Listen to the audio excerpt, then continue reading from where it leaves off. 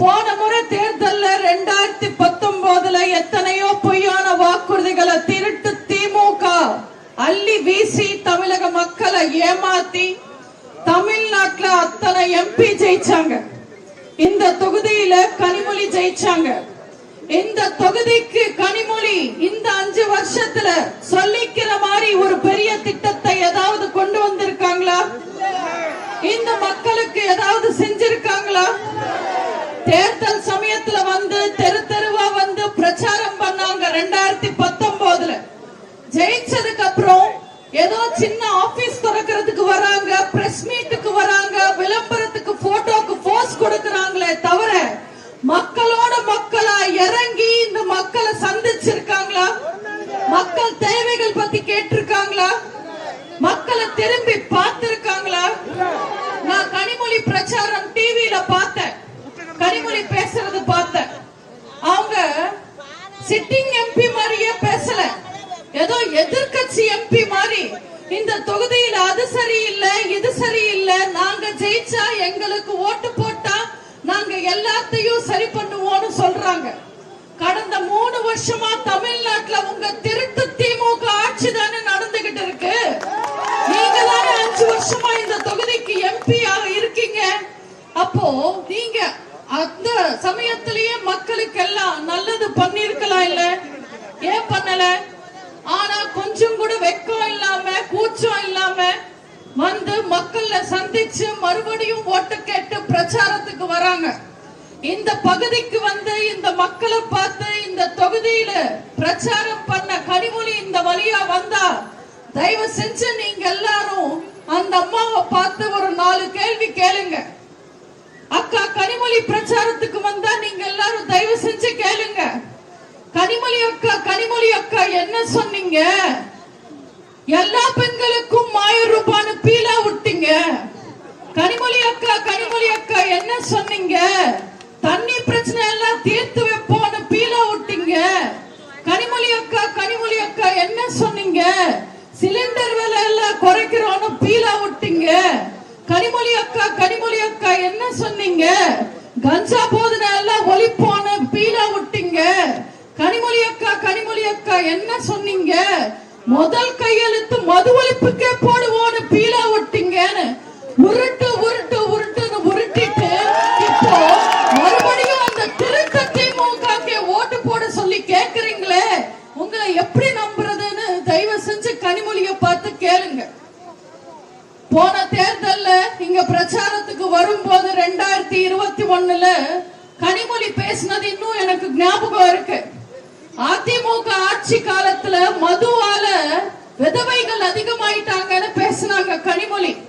இன்னைக்கு திமுக ஆட்சியில என்ன நடக்குது? தமிழ்நாடு தள்ளாடிக்கிட்டு இருக்கு போதையில. இந்த கனிமொழியோட மீட்டிங்க்கு பெண் போலீஸ் பந்தோபஸ்துக்கு போயிருக்காங்க. அவங்க கட்சிக்காரங்க போதையில பெண் போலீஸ் கைய பிடிச்சிட்டு இழுத்தாங்க. போன மாசம் கனிமொழி இங்க மீட்டிங் போட்டாங்க. அந்த திருட்டு திமுக கட்சிக்காரங்களே போதையில ஒருத்தர் ஸ்பீக்கர் பாக்ஸுக்கு மேல ஏறி நின்னு கலாட்டா பண்ணாரு. கண்ணே மணியா முத்த ராசா தயவு செஞ்சு கீழே இறங்குப்பான்னு கனிமொழி கெஞ்சிட்டு இருந்தாங்க. இவங்கெல்லாம் மக்களை ஏமாத்துறதுக்காக மது ஒழிப்பு ஒரு விளம்பரமா கையில எடுத்துக்கிட்டு பேசுறாங்க. அவங்க மதுவை ஒழிக்க மாட்டாங்க. அவங்கள தயவு செஞ்சு நம்பாதீங்க. ஒரு குடிகாரன் புருஷனா கிடைச்சா ஒரு பொம்பளைக்கு என்னெல்லாம் கொடுமைய சந்திப்பா, அதே புருஷன் செத்தா தாலி அறுக்கும் போது எந்த வேதனைய சந்திப்பான்றது சாராயம் விக்கிற ஸ்டாலினுக்கு வேணும்னா தெரியாம இருக்கலாம். ஆனா ஒரு பொண்ணா, ஒரு தாயா, ஒரு மனைவியா கனிமொழிக்காவது புரியணும் இல்ல? மக்கள் நலனுக்காக தமிழக பெண்களுக்காக சாராய கடையை மூட சொல்லி அவங்க அண்ணன் கிட்ட சண்டை போடலாம் இல்ல? கனிமொழி என்னைக்காவது பேசிருக்காங்களா? கனிமொழி ஒரு பக்கம் மது ஒழிப்பு பத்தி பேசுறாங்க. உதயநிதி மது ஒழிப்பு நாங்க கொண்டு வர மாட்டோம், ஏன்னா 2016 நீங்க எங்களுக்கு ஓட்டு போடலன்னு மக்கள் கிட்ட பிரச்சாரத்துல பேசுறாரு. யாரை ஏமாத்துறீங்க? நீங்களாவது ஒன்னா பேசி கூடி பேசி அப்புறம் பிரச்சாரத்துக்கு வர்றது இல்லையா? மக்கள் என்ன முட்டாளன்னு நினைக்கிறாங்களா? எனக்கு ஒரு விஷயம் புரியல. எனக்கு புரியலன்னாலும் பரவாயில்ல, கனிமொழிக்கு புரியுதா இல்லையான்னு தெரியல. மூத்த அரசியல்வாதி, முன்னாள் முதல்வர், திமுக தலைவர் கருணாநிதியோட பொண்ணு.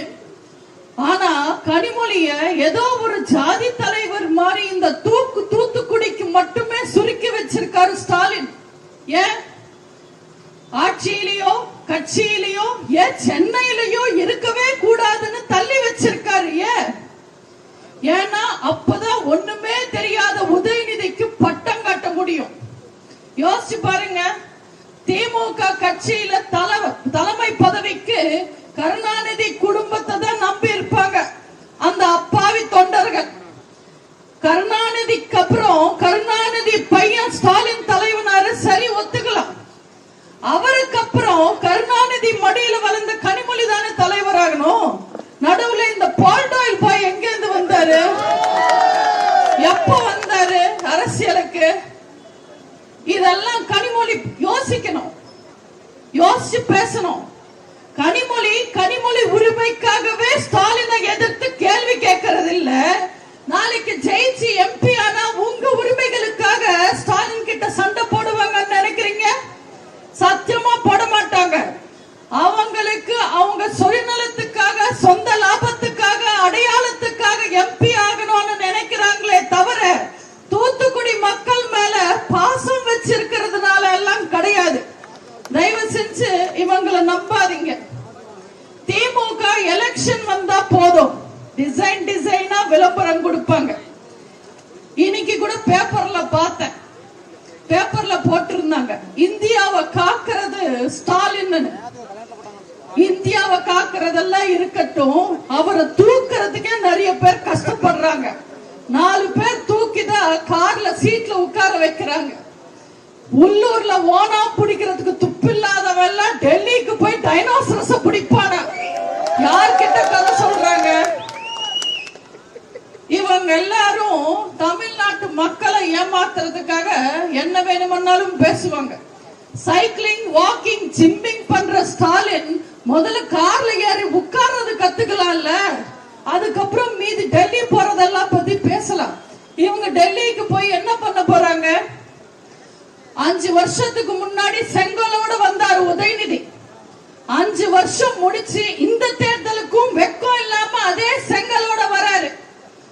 வந்து போன தேர்தல் அவுத்து விட்டாங்களே வாக்குறுதிகள் எல்லாம், அத பத்தி பேசலாம் இல்ல? நீட்ட பத்தி பேசலாம், சிஏஏ உரிமை பத்தி பேசலாம். இதெல்லாம் பேசாம அதிமுக குனிஞ்சு கும்பிடு போட்டாங்க, கால்ல விழுந்தாங்க, முட்டி போட்டாங்கன்னு ஆபாசமா பேசிக்கிட்டு இருக்காங்க. உதயநிதியோட ஆபாச பேச்சு பேசினதுக்கு அப்புறம் 2 நாளா சோசியல் மீடியால ட்ரெண்டிங் என்ன தெரியுமா? சேகர் பாபு, உதயநிதி அம்மா துர்கா ஸ்டாலின் கால்ல விழுறது வீடியோ தான். அந்த வீடியோவை பார்த்து கொச்சைப்படுத்தி எங்களுக்கும் பேச வரும். ஆனா நாங்க பேசுறோமா? ஏன்னா நாங்க அதிமுக காரங்க, எங்களுக்கு அம்மாக்கும் பொண்டாட்டிக்கும் வித்தியாசம் தெரியும். நாகரீகம் இல்லாம எல்லாம் நாங்க பேச மாட்டோம். பேசுற வார்த்தையில தரம் இருக்கணும். வாய் இருக்குன்றதுக்கெல்லாம் பேசக்கூடாது. வார்த்தை, கெட்ட வார்த்தைகள் எல்லாம் குப்பை மாதிரி ரோட்ல கிடைக்கும், எல்லாருக்கும் கிடைக்கும். அதனால எல்லாம் பேசக்கூடாது. ஒரு பொறுப்புல இருக்கிறவங்க, ஒரு அமைச்சரா இருக்கிறவங்க பேச வேண்டிய பேச்சா இதெல்லாம்? உதயநிதி போட்டோ தூக்கிட்டு வராரு. உதயநிதிக்கு திமுக வரலாறு தெரியுமா தெரியலையான்னு தெரியல. உங்க தாத்தா வரலாறு தெரியுமா? இலங்கை தமிழர்கள் சாகும் போதும் சரி, இலங்கையில நம்ம தமிழக மீனவர்கள் சாகும் போதும் சரி, கவலைப்படாத உங்க தாத்தா, நகராத உங்க தாத்தா, வாய் திறக்காத உங்க தாத்தா, உங்க அத்தை தீஹார் ஜெயிலுக்கு போனா மட்டும் வீல் சேர்லயே டெல்லிக்கு ஓடி போனாரு. சோனியா காந்தி கிட்ட முட்டி போட்டு பாவ மன்னிப்பெல்லாம் கேட்டாரு. இந்த கதை எல்லாம் உதயநிதிக்கு தெரியுமா தெரியலையான்னு எனக்கு தெரியல. அவராவது ஒரு போட்டோ தூக்கிட்டு வராரு.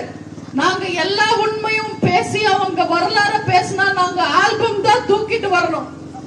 நாய் தான் வாய் இருக்கேன்னு கண்ட இடத்துல எல்லாம் போய் வாய் வைக்கும். பார்த்து பேசுங்க தம்பி, நம்ம எல்லாரும் மனுஷங்க. வார்த்தை ரொம்ப முக்கியம், மரியாதை ரொம்ப முக்கியம். இல்லன்னா ரொம்ப வருத்தப்படுவோம்.